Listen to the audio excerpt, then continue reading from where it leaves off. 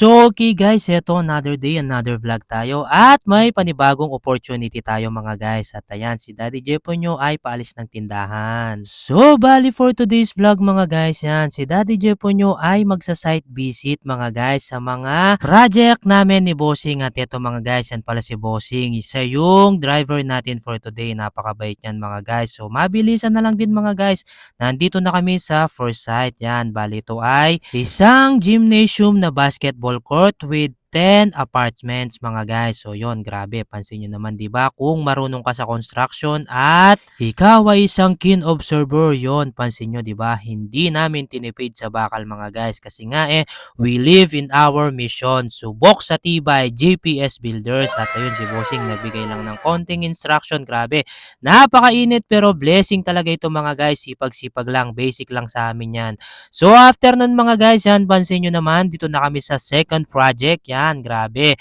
Bali ito ay 2-story house with 5 bedrooms. At ayan, konting kembot na lang, sabi ni Bossing mga guys, yan, matatapos na ito. At syempre, para naman ma-turn over na natin sa owner. Grabe mga guys, talagang minamanifest ko na balang araw magkaganito kaming bahay ni Mrs. ko mga guys. Pero syempre, kailangan trabahuhin yan. So yan mga guys, pansin nyo naman 'di ba? Sobrang quality nga talaga sa tibay. Kasi nga kami ang JPS Builders, subok sa tibay mga guys. Talagang kapag kami yung gumagawa ng bahay, ang laging nasa isip namin ay sa amin yung ginagawang bahay mga guys. Talagang more on quality kami mga guys para naman talaga ma-satisfy namin si client. So after nun mga guys, mabilisan na lang din at nandito na kami sa third project. So yan, bali ito ay bungalow with 2 bedrooms mga guys. So bali yan mga guys, talagang si Daddy Jepo nyo ay additional content ko na naman ito mga guys, yung construction. So kung gusto nyong pagawa ng bahay mga guys, yan, transition ko lang to.